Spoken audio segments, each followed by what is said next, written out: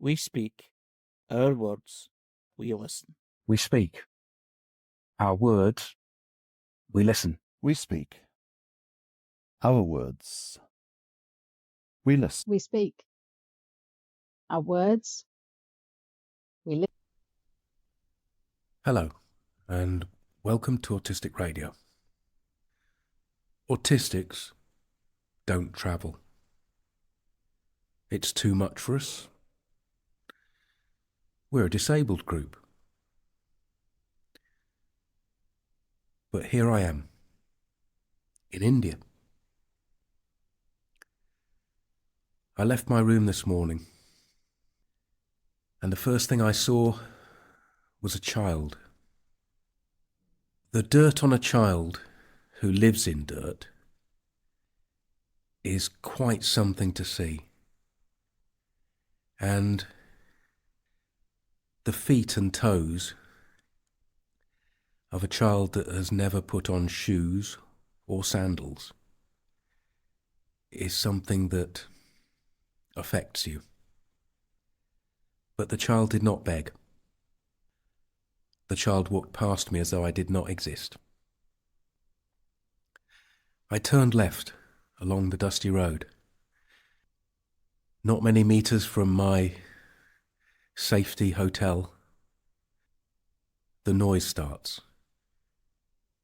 Well, it starts in earnest, because I never feel the noise goes away here. I walk to the place that I have already eaten at before. There's a whiteboard with beautiful shapes of Marathi and Hindi, and the only thing I understand is 120 rupees. But I've got a good guess at what I'm going to end up eating. A vegetable thali, a mixture of a few different dishes in tiny portions. I think some people describe it as street food. It's not. It's basic. But it's quite nice. When you first arrive, it seems exotic, but now it's commonplace as a fish finger is back in my house. I imagine the first time you taste a fish finger, that feels quite exotic too. I'd been to the place before, and there was a rather beautiful teenager, one of those boys that looks as though he's going to grow up to have the same kind of face as a film star. But it's not a Saturday job. He was here on Wednesday and Thursday. It's his job. He looks at me now in that surly way that teenagers have. It has a kind of resentment in it, but it's not aggressive. There's a flicker in there that tells you, why do you get what I haven't got? But today I made him laugh, and that feels like a connection. It feels like progress. I concentrate on him because it's so unusual.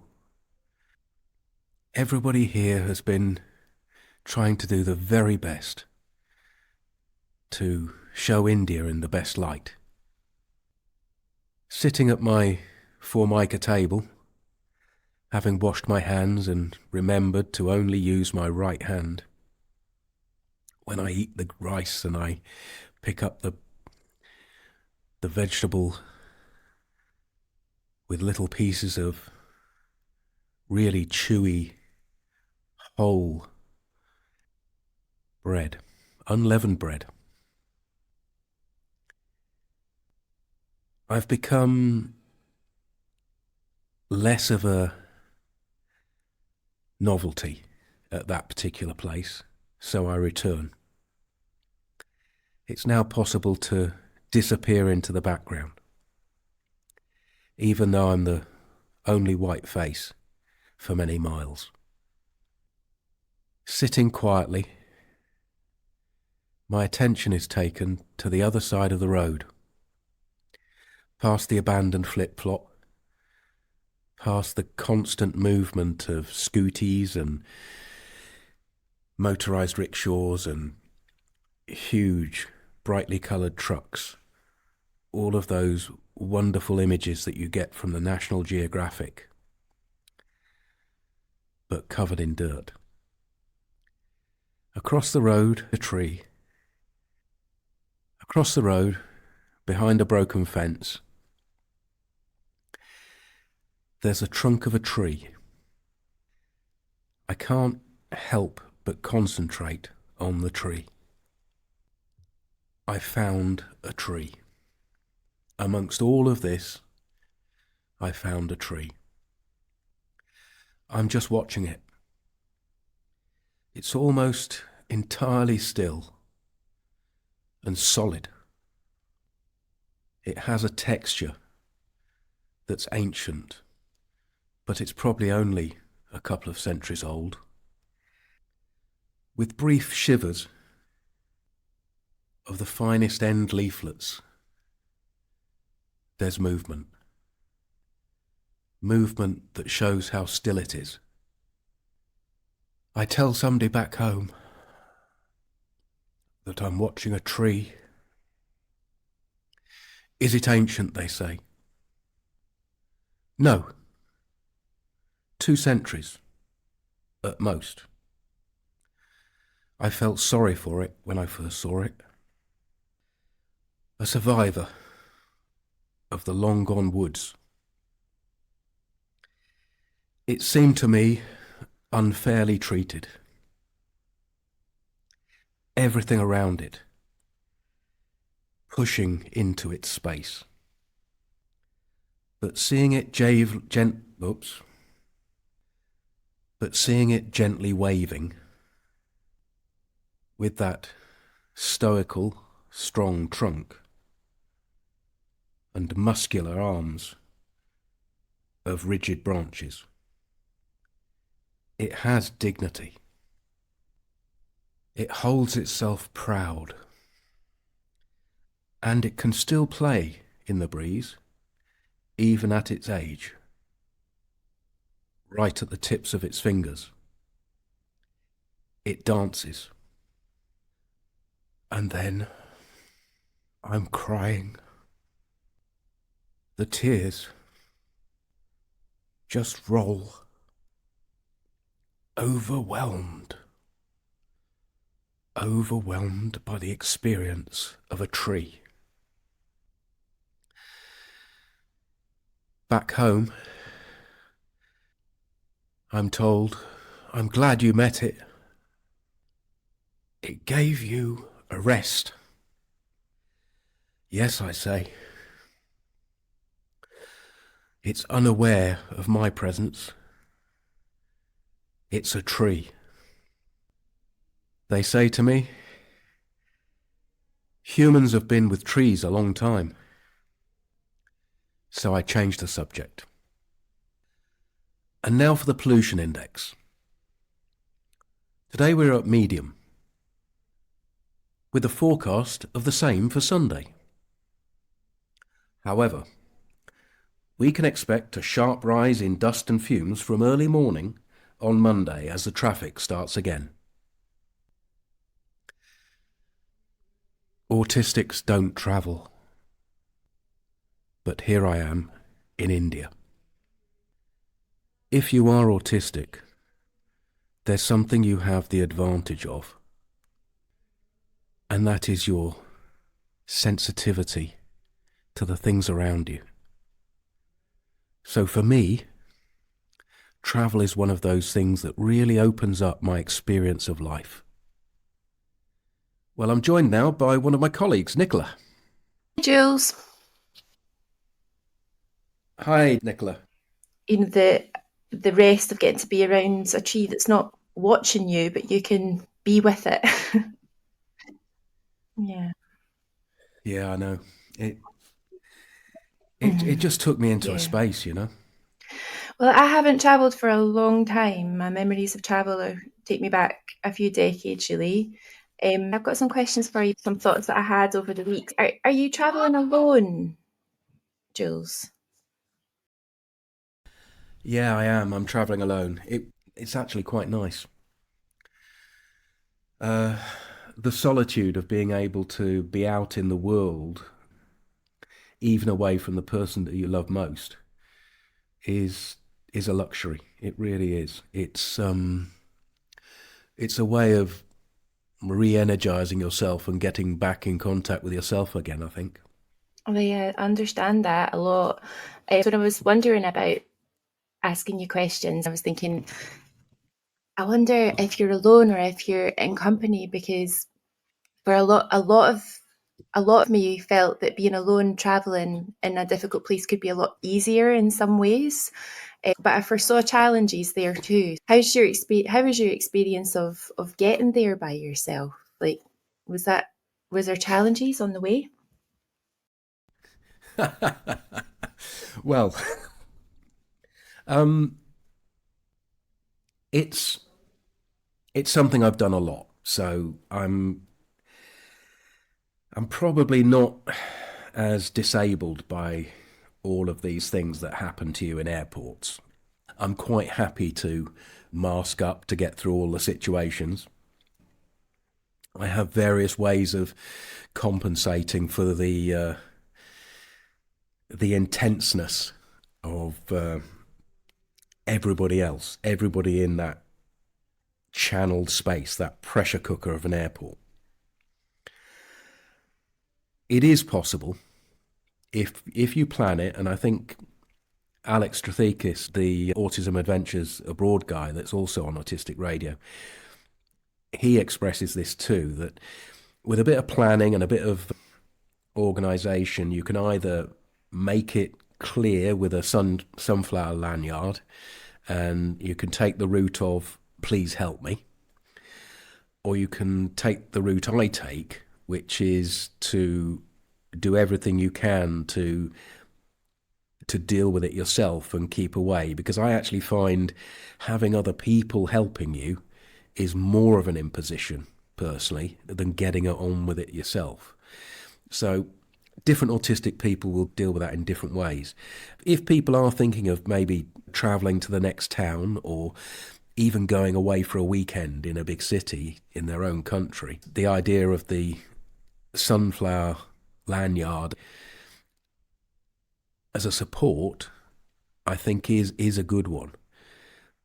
But I am fortunate enough to have kind of left that training wheel behind now, and I'm quite confident to deal with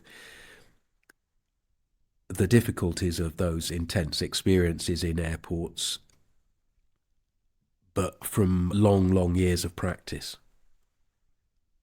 I wondered that in my experience, dealing with difficult sensory experiences can be easier when I can shut out the social aspect, so that I imagined if you were travelling alone, there might be a way that you didn't have to tune in to see how anybody else is doing, and it almost can kind of, in my experience, insulate you a bit from it. And does that ring a bell for you? You're absolutely right. I think you've managed to explain it in fewer words. And why are you in Pune, India? I stuck a finger on the Google map, and did I? Yes, I pretty much did that. I had tickets to Mumbai. Mumbai at this moment in time is in a serious pollution situation, despite the fact it's winter. So I wanted to quite quickly escape from Mumbai. I got to the outskirts on the day I arrived, and the train that I could book using my Indian Railways app back in the UK, the first one didn't have a wait list. The one that actually would give me a guaranteed ticket went from this outskirts of Mumbai station out to Pune. Pune is a well-known ancient town that actually people go to as tourists from inside India. My experience of Pune was unusual. But even before I got there, my experience on the plane of the expectations and what other people would suggest that I did led me to think I'd made a mistake. The plane I took was a German plane, German crew, very efficient. But almost everybody on the plane, a full plane, was from India. They were going home after Christmas. Except a couple of white people, besides me. And both of those white people were going to India for a very specific purpose. They were going to India for a cliche purpose, in my feeling. They were going for a visit to an ashram and a spiritual idea of India that they had created in their heads, I think. It was their first time that they were visiting. What happened was we set off, and after a couple of hours, because it was the winter, it was important that the plane functioned perfectly. And the captain came on and he explained that the normal de-icing situation that works on the plane had not malfunctioned, but it was working less than it should have done. So a decision was made that instead of continuing to Mumbai, we returned back to Frankfurt on the basis that they had to be certain that if the plane arrived somewhere, that it would arrive somewhere where all the engineering would manage to repair it.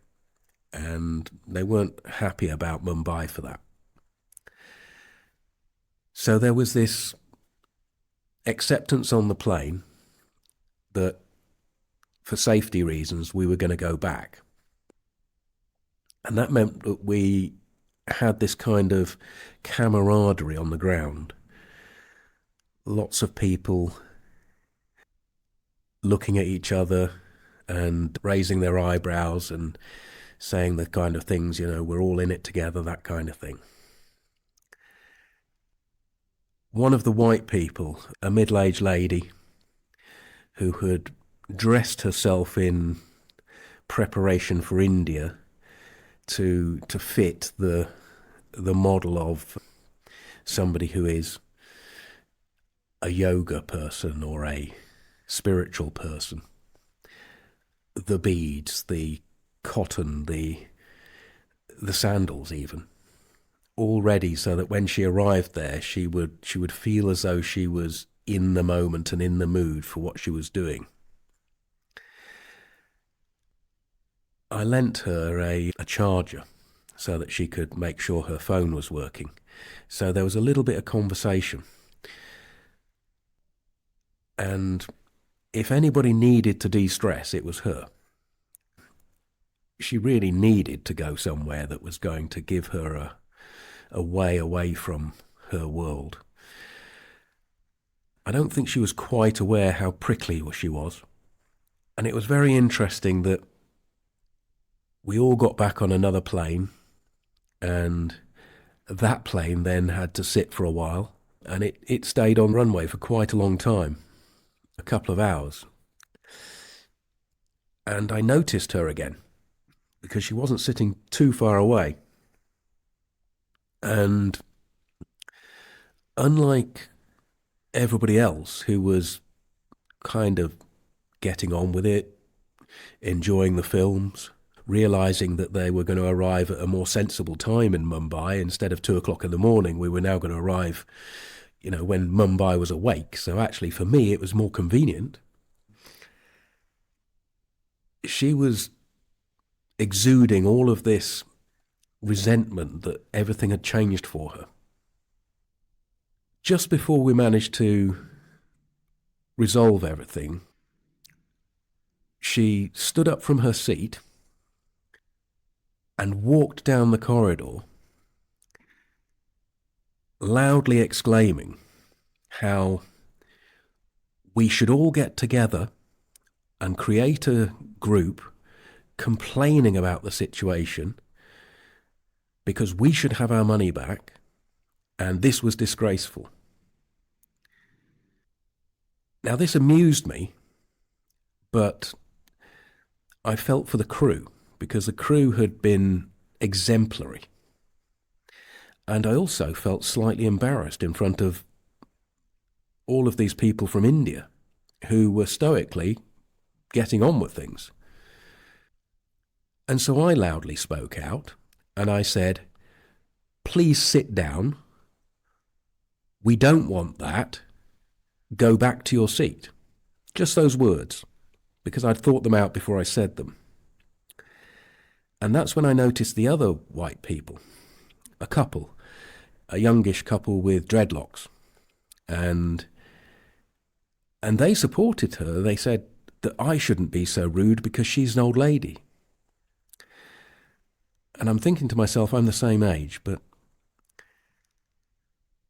And I think what that illustrates is a real difference in culture, a real difference in expectations, and I think also a bit of a fantasy about what people think travel is for, especially if they're looking for some kind of special spiritual experience.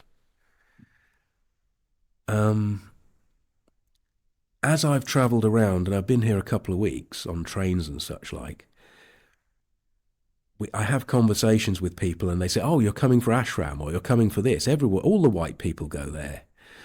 And I laugh and I say, no, I'm not going there because it's full of white people and I don't want to be there. I don't want to be in Europe, in India. I want to be in India, in India. And that seems to gain a bit of respect around there because there's a feeling that you want to see their lives rather than use this as a playground.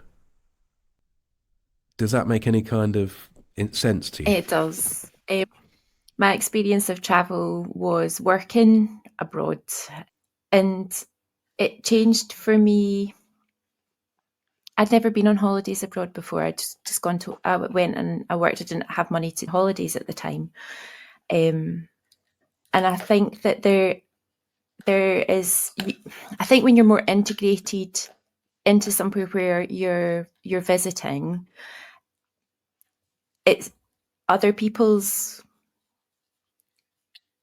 it's not, is it almost thoughtless behaviour? Just kind of, like you say, being there to kind of just have this experience for themselves, rather than realising that they're on someone's homeland, they're, this is somebody's place of work, somebody's home, somebody's like path that they know like the back of their hand, you know, it's home. There is a different perspective there, and that's what I hear when you say that. I was thinking autistics and travelling and coping with uncertainty, and it sounds like you got to a place where you expect uncertainty on the plane and while you're travelling, and that things will go wrong. What did you take with you? Did you have items? Do you have distractions, tools that you use to kind of get you through those uncertain times where you're like, I don't know what's going to happen in the next 4 hours? Yeah, that's quite interesting. I do have stims, but I don't have things to stim with. I bite my nails, or I twitch, or I repeat things in my head, those kind of things. I don't carry around a fidget spinner or something to play with.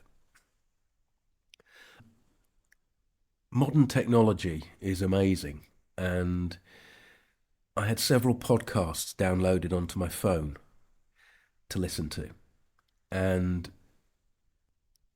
I had made myself absolutely comfortable.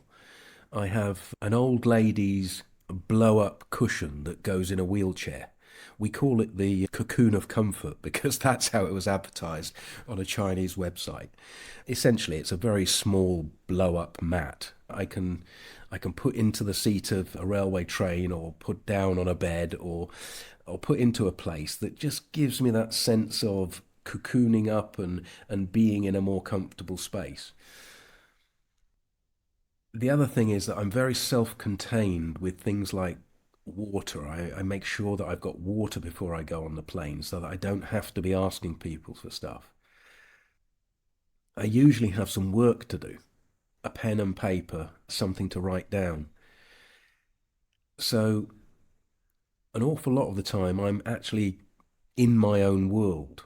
What you said earlier I thought was really interesting, and I want to go with that because it's the ability when you're on your own to be not having to look after somebody else, not consider somebody else's experience, that is very freeing.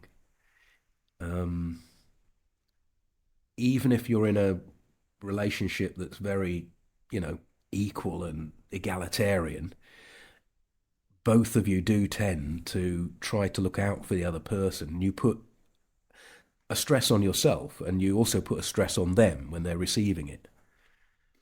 Yeah, hyper independence has been my absolute go-to solution for a lot of problems. And like you said, preparing ahead of time, even without, it being a strain, when you've got somebody else with you, it's just two bladders that'll need to be emptied at different times, or two different thirsts or problems that come up as well. It can add a lot more challenges, even though there's times where it can be so much easier to have somebody alongside you. It's a strange paradox, and each situation maybe is different.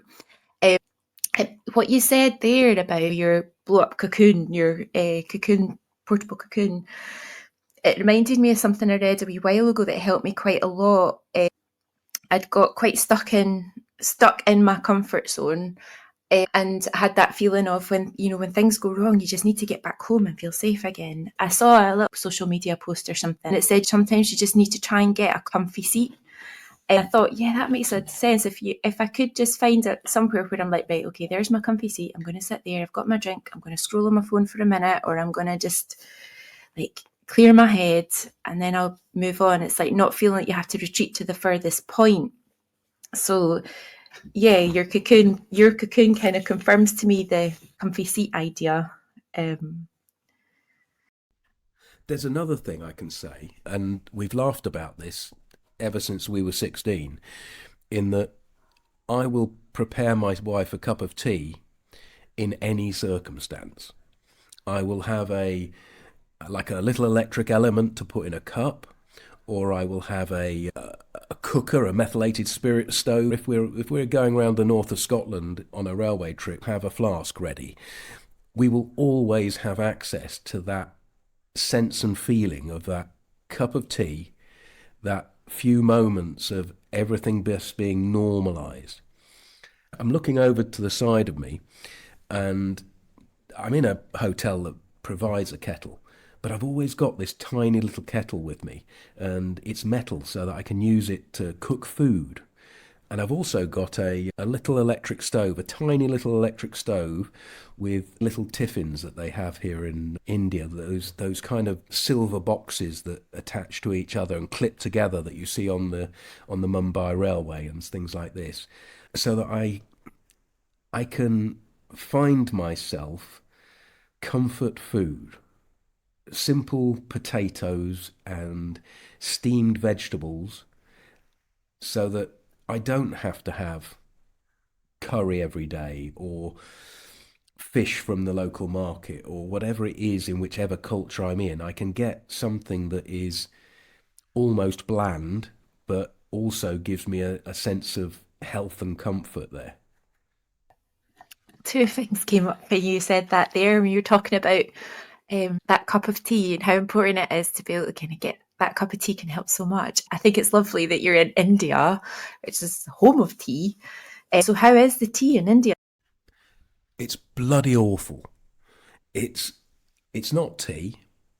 It's heated milk with a slight taste of tea and a lot of sugar. It's everything I don't want. So I have to make myself, I bought tea from the local supermarket here. I have to make myself some leaf tea and just have it black. That's such a surprise that they don't have a good sort of tea culture. Really milky, sweet tea. That's awful. And Well, no, they do, Yeah. but they have masala tea, you know. And if you like milky drinks, masala tea, it's like chai, you know, and all of these other things that people have got into back home, milky drinks with spices in. But that's not comfort for me. That's trying something and enjoying something strange and new. But when I need to have that comfort, I need things that are very familiar. And an amount of tea leaves is a very light thing to carry around with you. I would be very much the same. I worked a lot with an occupational therapist earlier last year, and learned so much about how to resource myself through my senses, and a lot of things like smells and tastes become really important. Having a flavour-free toothpaste and just not having that extra stimulation sometimes can be the difference between a day where I cope and I don't, and how much energy I've got. And working with an OT helped me to take that a lot more seriously. So I really hear you when you're talking about needing that. You need the bland food and your tea to taste like you're used to. I'd imagine eating spice food could be really overstimulating on an ongoing basis. Listen. Back home in the UK, I used to make myself quite strong, spicy curries and chilies. But since I visited India last year, I rarely made a curry or a chili because I felt as though I'd had enough. And it's fortunate sometimes I've come across places that have produced something that is quite simple, and it might be salty, it might be a little bit of too much on the chili side of things, but not this celebration food that we often have. When you're traveling, you end up eating in restaurants and places. If you're not careful, you're eating the food that people only eat once a month, or they only eat once at a birthday, but you're eating it every day because that's what's available to you. For me, finding the opposite of wild experiences so that when I do have the wild experiences, it's okay, seems to be the background for me. Yeah. What about the heat? How is the temperatures there? I had a wee look and it didn't look too extreme just now. But how are you coping with the climate? It's not that hot. The first few days, it was absolutely essential to have air conditioning in your room. And if you spend 20 quid on a decent room instead of being in a hostel for possibly 20 quid as well, you're going to get air conditioning in your room. I only book places that have access to air conditioning. In fact, I turned up at a place recently and it didn't have the air conditioning that was advertised. I was in Pune at that time and it was not going to be comfortable. It wasn't a comfortable night. But the trick of the trade for me is that when I book a place that I'm going to stay in for a few days, I book the first day separately from maybe the rest of the days. So I have the opportunity of cancelling the extra days without any problems and moving somewhere if it doesn't turn up to be exactly as advertised. And very often the places you turn up do not have exactly what's advertised. That sounds like good advice. You shared some pictures with me during the week. I had a good time looking at them. Was that a loom that you were showing us? I saw what I thought was a loom. I wasn't sure if it was to do with printing. There was a lot of open market spaces. I saw some train stations and a lot of cows as well. Yeah, I took those photos in a period of about 4 hours. All of those images were in short succession. All of the ones off the camera, they weren't edited.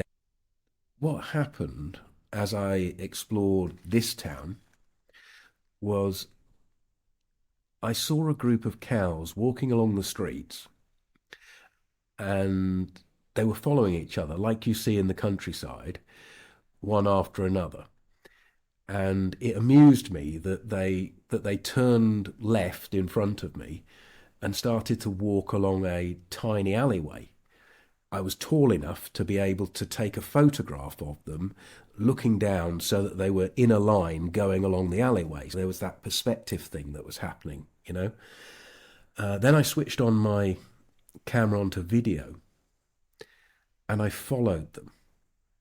And I followed this procession of cows. They moved me from the street where everything was commerce, everything was for sale, into the backyards and the rougher areas as they walked through.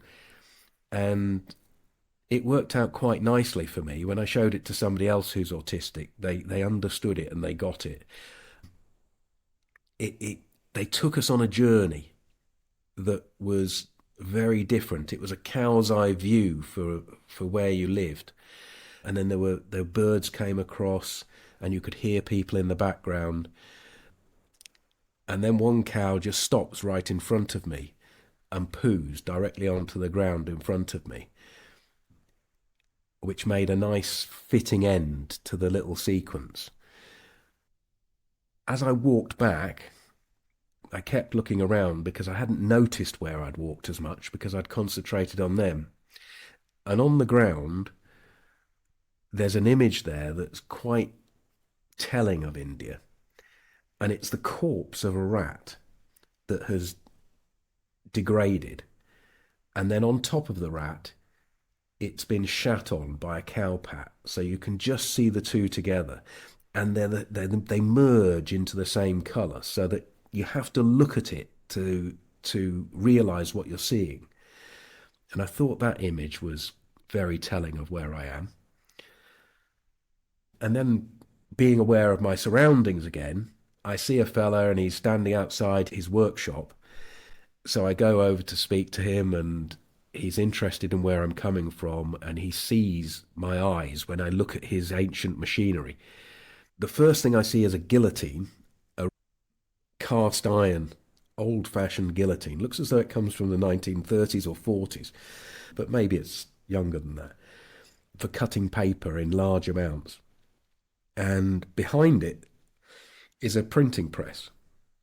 And it's a printing press that comes out of steampunk or Willy Wonka. Cast iron, big wheels, big cogs, big things happening on it. He shows me what he's making, and he's printing school books for kids. Just conventional lined school books, the cheapest version for the local kids. You can go into a stationer's and you can buy a more expensive version, but he's making the ones that people use. I really loved being amongst that machinery, and I also loved that he was proud of it and he was using it. The workshop itself was smaller than some people's kitchens, and in that workshop he was doing everything: storage, production, everything. He was smartly dressed and had a good feeling, and we took photos of each other, and there was a good sense that he respected himself and he was respected by me, being interested in these old pieces of machinery. It's so rare for us to see somebody who owns the means of production and is able to just maintain and care for that and like be supported by that. Yeah, and the old mechanical aspect of it as well, but he knows how to repair the thing. When you said about the cowpat and the rat, it made me think like things that I've read about monks doing death meditations as well, just being so much more close to life and death. How is it having animals being so much more kind of integrated around you? I think I'll answer that question in a moment because I want to pick up on what you just said. Autistic Radio is about us, it's for us, and it's from us. Autistic Radio is about you, it's for you, and it can be from you. We have every single Sunday DropIn, 4:44 p.m. every Sunday. That's not live, that's us getting together, us talking, community. Every Sunday, Harry leads a 5:55 p.m, a discussion around the Facebook page that he creates. Involve yourself by suggesting what we should talk about next. Share it with Harry. And then the bigger picture. Advocate. Use us. Speak to the world. Your project, your idea, your enthusiasm. We have a whole range of different programs that will fit what you want. As far as listening goes, there's some challenging stuff out there. Because amongst the identity, the entertainment, and the community, we also make serious programs with autism professionals, challenging their ideas and bringing what you say in other spaces to them. A lot of those are difficult listens, but it's a holistic gathering. It comes all together. Autistic Radio is very varied. We need a favour. To encourage us, we need you to share us. When you share us, you give autistic people power. When you share us, you make us impossible to ignore. When you repost on LinkedIn and Facebook and anywhere else, you're advocating for everybody in the autistic community. So pick the things that you're happy with and get them out there. So thank you, thank you, thank you, thank you from all of us.